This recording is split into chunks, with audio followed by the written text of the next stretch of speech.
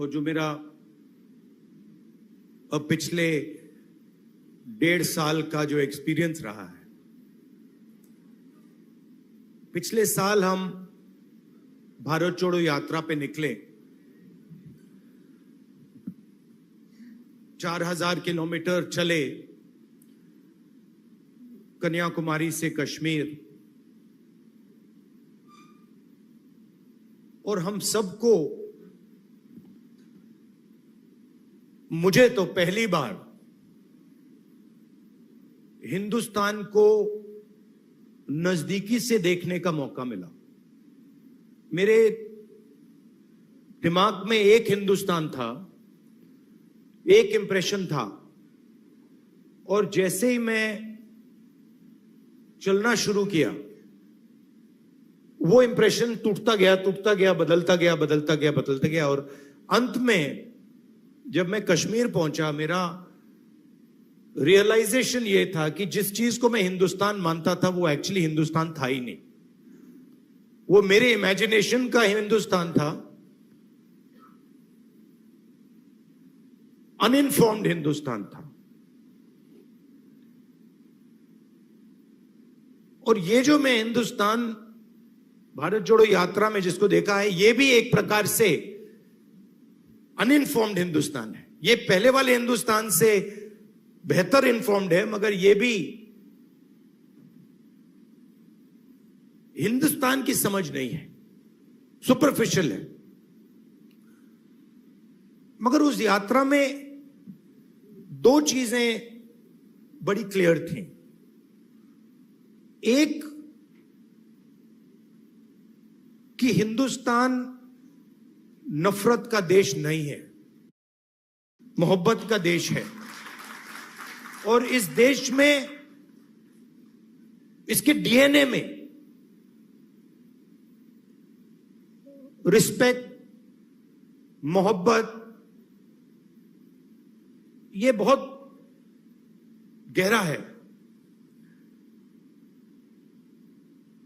तो चलते चलते मेरे दिमाग में यह सवाल आना शुरू हुआ कि अगर यह नफरत का देश नहीं है, यह पहला देश है जिसने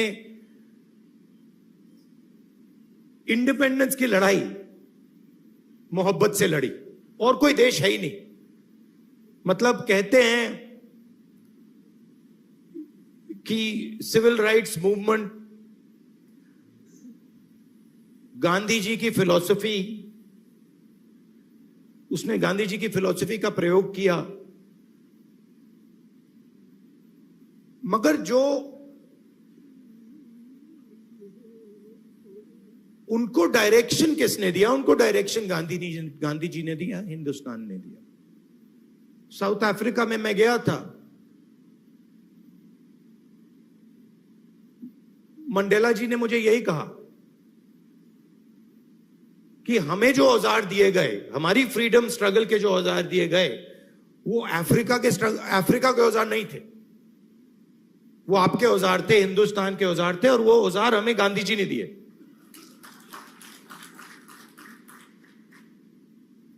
तो जब मैं चल रहा था, मेरे दिमाग में यह सवाल आया कि अगर हिंदुस्तान मोहब्बत का देश है, तो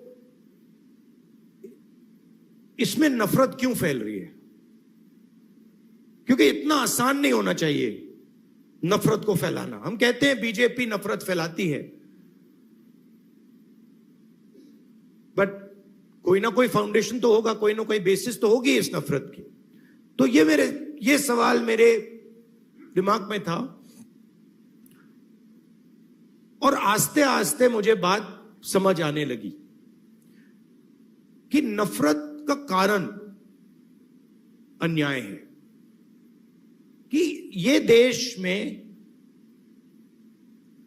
गरीबों के साथ, किसानों के साथ, दलितों के साथ, महिलाओं के साथ, युवाओं के साथ, सबके साथ हर रोज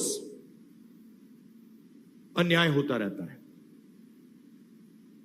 2-3% लोग हैं इस देश में जिनको न्याय का एक्सेस मिलता है। 2-3% ज्यादा से ज्यादा 5% लोग हैं। उनके लिए कोर्ट्स काम करते हैं, उनके लिए सरकार काम करती है, सारी इंस्टीट्यूशंस में उनके लिए जगह है। बट अगर हम 90% लोगों को देखें, उनके साथ 24 घंटा अन्याय हो रहा है। 16 लाख करोड़ रुपए 20-25 लोगों का कर्जा माफ हुआ।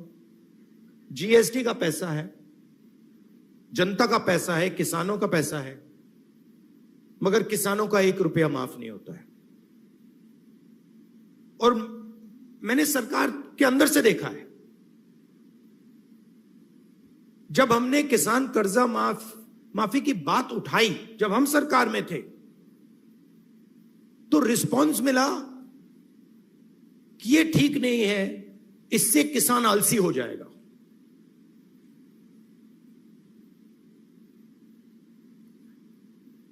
मनरेगा से गरीब व्यक्ति की आदत बिगड़ जाती है। मतलब वो काम कर रहा है, उसको आप उस काम के लिए पैसा दे रहे हो और उसकी आदत बिगड़ रही है। और दूसरी तरफ 20-25 लोग हैं, उनका 16 लाख करोड़ रुपए माफ हो रहा है, उनकी आदत नहीं बिगड़ रही। वो उसको पता नहीं विकास कहते हैं, डेवलपमेंट कहते हैं, प्रोग्रेस कहते हैं, पता नहीं क्या कहते हैं। तो अगर आप हिंदुस्तान के धन को देखें और उसको ट्रैक करें तो आपको दिखेगा कि ये जो सोने की चिड़िया कही जाती है, इसका पूरा का पूरा धन किसानों से, युवाओं से, दलितों से, आदिवासियों से, पिछड़ों से छीनकर ये 20, 25, 50, 200 कितने लोग हैं, ज्यादा नहीं है, इनकी ओर फनल होता है। तो इसलिए हमने दूसरी यात्रा में न्याय शब्द जोड़ दिया। और इस यात्रा में हमारा फोकस उस पे था कि किस प्रकार का अन्याय हो रहा है। और हर कदम पे स्टूडेंट्स के पेपर लीक हो रहे हैं, किसान को एमएसपी नहीं मिल रही, मजदूर को मिनिमम वेज नहीं मिल रही, छोटे व्यापारियों को जीएसटी से दबाया जा रहा है। मतलब हर स्टेप पे, हर कदम पे लोग आ रहे थे, कह रहे थे हमारे साथ ये हो रहा है। मगर कंबाइंड कॉन्शियसनेस नहीं है। एक व्यक्ति कह रहा है मेरे साथ अन्याय हो रहा है। मेरे पास छोटे व्यापारी आए गुजरात में, उन्होंने कहा कि जीएसटी से, नोटबंदी से हमें बहुत चोट लगी। मगर उसी डिस्कशन में जो किसान के साथ हो रहा है वो उनको दिख नहीं रहा है, वो देख ही नहीं पा रहे। तो मेरे खिलाफ जो अन्याय हो रहा है वो मुझे दिख रहा है, मगर मेरे भाई के साथ जो हो रहा है मुझे दिख नहीं रहा है।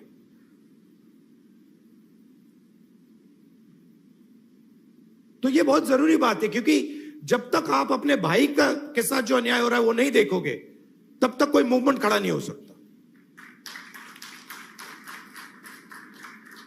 मैं जूडो करता हूं और उसमें एक बड़ी इंटरेस्टिंग चीज है।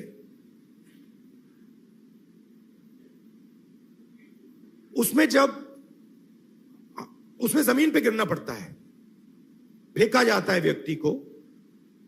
तो जब पहले व्यक्ति शुरू करता है तो वो अपने आप को प्रोटेक्ट करने की कोशिश करता है। जमीन पे गिरोगे तो फिर आप अपने आप की रक्षा करते हो। फिर थोड़ा एडवांस्ड होता है, फिर उसको बात समझ आती है, वो जमीन की रक्षा करना शुरू कर देता है। मतलब don't protect yourself, protect the mat. और बड़े मजे की बात दिखती है कि जब आप जमीन को प्रोटेक्ट करते हो तो ऑटोमेटिकली जमीन आपको प्रोटेक्ट करती है। तो मूवमेंट कैसे बनती है? मूवमेंट जब बनती है जब मैं अपने दर्द को छोड़कर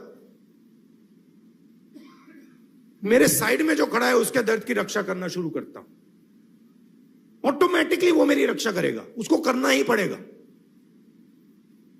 तो ये एक मेंटल लीप की जरूरत है। सबको दिख रहा है कि भाई किसान को दिख रहा है, मजदूर को दिख रहा है, सबको दिख रहा है, मगर एक दूसरे का दर्द नहीं दिख रहा किसी को। मेरा एक्सपीरियंस है दूसरी यात्रा का। आखिरी बात देखिए, आपने राहुल गांधी का नाम बहुत बहुत बार लिया। कांचा जी मेरे दोस्त हैं, उन्होंने नारे भी दे दिए। ये राहुल गांधी नहीं है, ये हिंदुस्तान में करोड़ों लोगों की फीलिंग है। उनमें से मैं एक हूं और आप मेरे ऊपर फोकस कर देते हैं। बट भारत जोड़ो यात्रा में मैंने अपनी आंखों से देखा, मैं अकेला नहीं चल रहा था, लाखों लोग चले थे मेरे साथ। और एक्चुअली भारत जोड़ो यात्रा की स्ट्रेंथ राहुल गांधी नहीं था। भारत जोड़ो यात्रा की स्ट्रेंथ वो बाकी लोग थे। तो उन पे भी फोकस होना चाहिए। लड़ना हमें एक साथ है। और ये हिंदुस्तान के दो एक्सप्रेशंस के बीच में लड़ाई है। ये राहुल गांधी, मोदी, बीजेपी, कांग्रेस के बीच में लड़ाई नहीं है। हिंदुस्तान के नेचर के अंदर